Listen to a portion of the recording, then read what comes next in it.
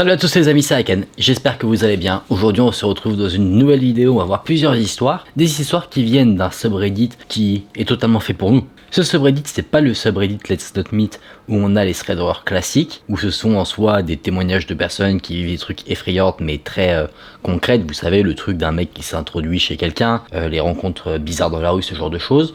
Là, c'est le subreddit, clairement, où quelqu'un a dit, ou plutôt a posé la question, quelle est la chose la plus creepy, l'événement le plus inexplicable qui vous est arrivé? Eh bien ce sont des réponses dans ce subreddit que je vais vous partager dans cette vidéo. Je vais vous les présenter avec les petites images d'illustration comme les threads d'horreur, le truc que vous kiffez, comme ça on arrivera à se mettre un peu plus dans l'ambiance. J'espère que la vidéo vous plaira, si c'est le cas n'hésitez pas à liker la vidéo et à vous abonner à la chaîne, et on est parti pour se plonger dans ces histoires bien mystérieuses.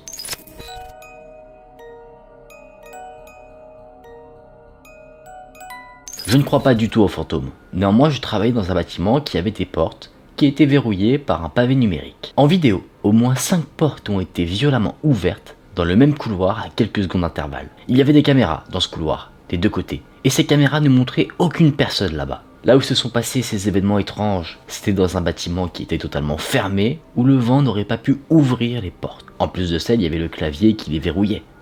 Je ne peux pas expliquer à 100% ce que j'ai vu, même aujourd'hui, mais j'ai fini par travailler de nuit, dans ce bâtiment, seul, sans jamais rien voir de bizarre. J'ai parfois eu les cheveux hérissés, les poils sur mon cou qui se sont dressés où j'ai eu des sueurs froides, parce que j'avais l'impression très désagréable d'être observé.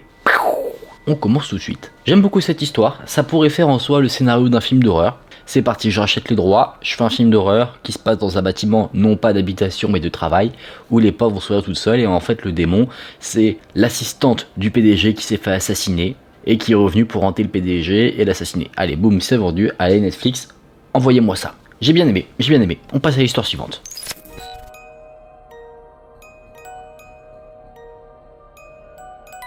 J'étais dans la cuisine, tranquillement en train de faire ma vaisselle, quand j'ai posé une assiette sur le comptoir, et d'un coup, venant de nulle part, j'ai entendu un bruit de grattement. Je me suis retourné, et j'ai vu une chose bouger très lentement. C'était lent mais régulier, et d'un coup, la chose s'est arrêtée, et en un battement de cils, elle avait disparu.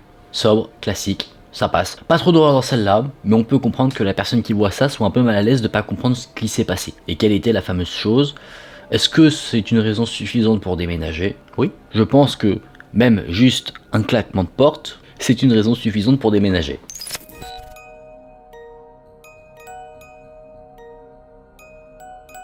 Ce n'est pas arrivé à moi, mais à un ami. Il avait un rendez-vous chez le médecin, et il a emmené son père avec lui. Ce rendez-vous se trouvait dans un cabinet qui se trouvait dans une autre ville, à environ 1 heure de route, et comme le rendez-vous était prévu pour 11 h, ils sont partis à 9 h 30.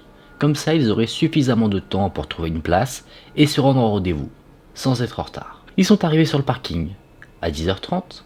Mon ami a dit qu'il se souvenait avoir vérifié l'horloge de la voiture à leur arrivée et d'avoir fait remarquer à son père qu'ils étaient à l'heure et même en avance. Ils sont entrés dans le bureau et la réceptionniste a fait remarquer qu'ils étaient quelque peu en retard. Mais ça allait, parce que le médecin, lui, était en retard également, donc le rendez-vous de mon ami et de son père n'était pas encore passé. Mon ami, très surpris, a dit qu'il avait rendez-vous à 11 h et qu'il avait même une demi-heure d'avance, donc il n'était pas du tout en retard. La dame a pointé l'horloge sur le mur de la salle d'attente et cette horloge indiquait 11 h 15. Son père a vérifié également à sa montre et elle affichait la même heure, 11 h 15. Mon ami, très curieux et ne comprenant pas ce qu'il se passe, est sorti en courant du cabinet et s'est précipité vers sa voiture. Il a vérifié l'horloge de la voiture et elle affichait la même heure qu'à l'intérieur du cabinet, 11 h 15. Mon ami et son père ont patienté jusqu'à ce que le médecin les prenne en charge. Ils n'ont pas reparlé de cette histoire au médecin, mais ça restait quand même dans la tête de mon ami. Une fois qu'il était rentré chez lui, la mère de mon ami a vérifié qu'ils avaient quitté la maison à 9 h 30. Mon ami lui a assuré qu'il n'y avait eu que très peu de circulation, et ils n'avaient pas pris de retard d'aucune sorte. Ils n'avaient fait aucun arrêt. Ils avaient conduit directement jusqu'au cabinet du médecin. Ils ne savent pas ce qu'il s'est passé entre le moment où ils sont arrivés sur le parking et le moment où ils sont entrés dans le cabinet. Pour eux, c'était direct, mais visiblement, 45 minutes se sont écoulées sans qu'ils ne sachent pourquoi, ce qu'il s'est passé et ce qu'ils ont fait. Ouais, ça c'est compliqué.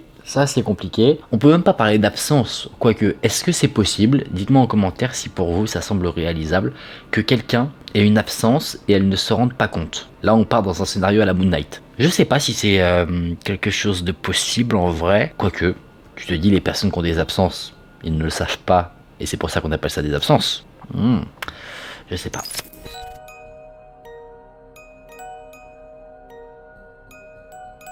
Celle-là, elle est assez incroyable. C'est un peu une histoire de prémonition. Quand j'avais 13 ans, j'ai eu un étrange cauchemar. Cauchemar qui m'a beaucoup marqué, alors que je dormais. Tout ce dont je me souviens quand je me suis réveillé, c'est que dans mon cauchemar, j'étais allongé et je respirais de l'asphalte. Je tenais ma main contre ma bouche pour éviter de respirer cet asphalte et j'avais très mal.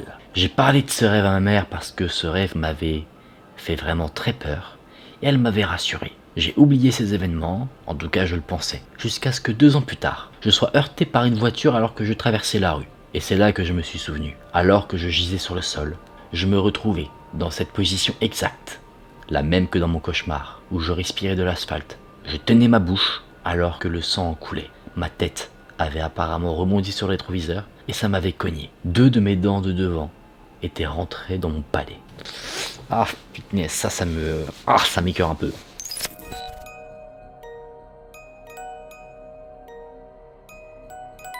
Quand j'étais plus jeune, je me trouvais à l'étage de ma maison, dans ma chambre, et je jouais à la console. J'étais seul, parce que mes 2 parents étaient partis au cinéma pour aller voir un film, et cette nuit-là, c'était une nuit assez normale. Il ne se passait rien d'extraordinaire, jusqu'à ce que j'entende un bruit de fracas vraiment très fort, qui ressemblait à des éclats de verre, et ce bruit semblait venir de ma cuisine.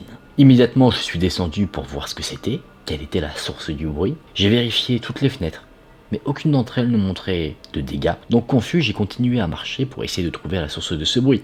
J'étais à la recherche de verre sur le sol, peut-être un objet fragile était tombé. Mais une fois que je suis arrivé dans la cuisine, je ne sais pas comment ça s'est produit, mais apparemment la vitre extérieure de notre four s'est renversée. En touchant le sol, elle s'est brisée. C'était ça, le bruit. Légèrement terrifié, j'ai balayé tout le verre et je l'ai jeté. J'ai expliqué à mes parents la situation quand ils sont rentrés de leur soirée au cinéma, mais ils ne m'ont pas cru.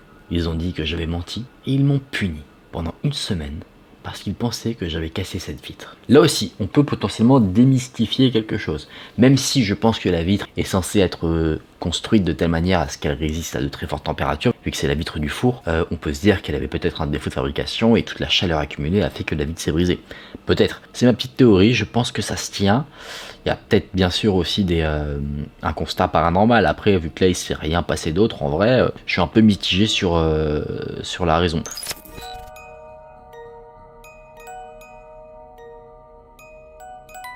Là, on va avoir une histoire où tu te dis, what?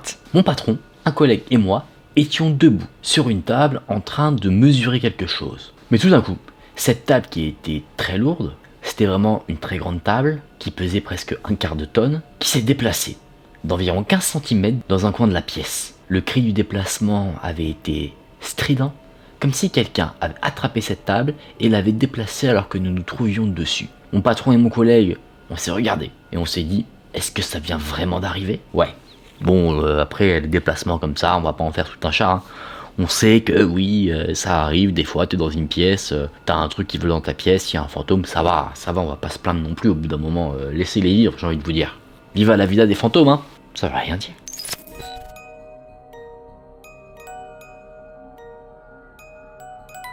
Un matin, après avoir dormi pendant un long moment, je suis descendu au rez-de-chaussée pour retrouver ma famille.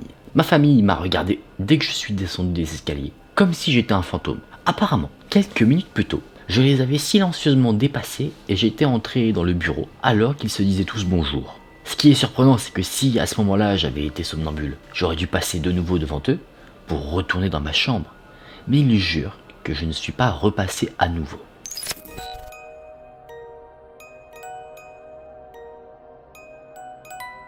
Là, je vais vous raconter une histoire chelou et dégueulasse un petit peu. Quand j'avais 19 ans, ma copine et moi traînions dans ma chambre quand soudainement elle a poussé un cri et elle a couru vers la porte. Je me suis précipité pour la rattraper dans le couloir et quand je l'ai suffisamment calmée, je lui ai demandé ce qui n'allait pas. Elle m'a dit qu'elle avait vu un lézard vivant ramper hors de ma bouche, courir le long de mon corps, sauter au sol et courir dans la direction de ma copine.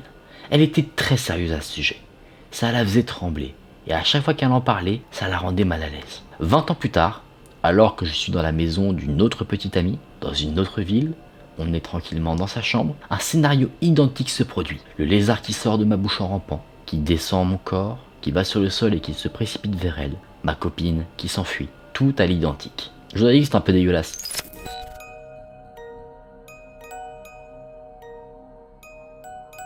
Quand j'avais 12 ans, je me suis réveillé au milieu de la nuit parce que j'entendais une respiration bruyante sous mon lit. J'avais 12 ans, donc j'étais jeune, et j'adorais les livres de science-fiction. J'étais convaincu qu'il y avait un démon ou quelque chose qui allait me manger qui se cachait sous mon lit. J'ai quand même décidé de prendre mon courage à deux mains et de courir le risque pour fuir ce danger et courir dans la chambre de ma mère pour dormir dans son lit. J'ai réussi sans être traîné par le monstre sous mon lit.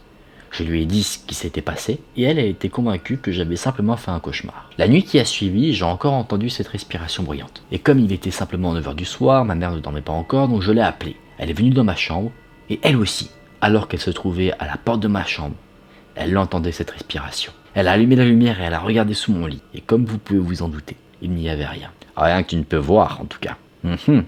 Hop, petite pression déposée comme ça dans ta boîte aux lettres, c'est pour moi ça fait plaisir.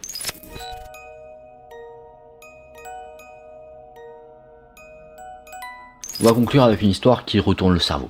Je me souviens m'être endormi, et quand je me suis réveillé, on était la semaine précédente. J'ai répété une semaine entière, et je n'ai aucune idée de ce qu'il s'est passé. Depuis, je crois que nous sommes dans une forme de matrice, ou quelque chose comme ça, et que j'ai subi une sorte de bug. T'imagines? Ça c'est un truc à te retourner la tête, vraiment. Tu t'endors, un dimanche, tu te réveilles le lendemain, un lundi, sauf que la semaine que tu vis, il se passe vraiment la même chose, tu entends les mêmes phrases au mot près, que la semaine qui vient de passer. Ça, c'est le genre de truc qui me rendrait fou, je pense. Tu vois, pour ceux qui sont en cours, vous avez votre emploi du temps, donc oui, les cours du lundi sont les mêmes chaque lundi, les cours du mardi, pareil, mercredi, etc. etc. Donc d'un côté, tu revis un peu les semaines de la même manière, mais tu n'apprends pas les mêmes choses. Tu vois, on va dire que c'est les mêmes choses qu'en surface. Là, je me mets dans la peau de quelqu'un qui est au lycée, un truc comme ça. Tu revis la même semaine, mais tu apprends les mêmes choses, vraiment, tu vois. Mais ce qui serait intéressant de voir, c'est que, est-ce que tu as obtenu par exemple un objet, je sais pas, genre on t'a filé un truc le mercredi, et est-ce que tu l'as encore, tu vois, quand tu répètes ta semaine. Et pareil, est-ce que par exemple, ça après bon, c'est pas le cas de l'auteur parce qu'il l'aurait dit sinon, là je pars très loin, mais imagine, il se passe ça quand c'est la semaine de ton anniversaire. Tu vois, le jeudi c'est ton anniversaire, c'est vrai qu'il y a de quoi te faire carrément flipper si tu revis 2 fois ton anniversaire. Voilà. Je pense que on va arrêter de parler de ça parce que ça va me faire devenir fou. En plus, t'as vraiment des théories sur le truc comme ça, théorie de la simulation, où en fait on est dans une sorte d'énorme, c'est pas un jeu vidéo, mais une sorte de matrice un peu et tout. Wow. Y en a qui disent qu'ils ont vu des glitches dans la vie. Hein. Et peut-être que je ferai une vidéo de tous les glitches de la vie que les gens ils ont pu remarquer. Bon les amis, on a fini pour ces histoires. J'espère qu'elles vous ont plu. Moi je les trouve assez intéressantes. Elles sont pas forcément horrifiques dans le sens où il se passe vraiment quelque chose d'horreur dedans avec un mec qui te suit ou un fantôme qui te balance par la fenêtre. Mais ce qui est horrifique, c'est que les personnes vivent quelque chose qu'elles ne savent pas expliquer. Et c'est ça qui leur fait peur, tu vois. La peur c'est quelque chose, même si je sais que je le dis pas mal, de subjectif. Si vous avez apprécié ces histoires et la vidéo en général, n'hésitez pas à la liker, ça m'aide énormément. N'hésitez également pas à vous abonner à la chaîne pour être au courant de toutes les prochaines vidéos. Et moi je vous dis à la prochaine pour une nouvelle vidéo. Prenez soin de vous, c'était Aken. Salut!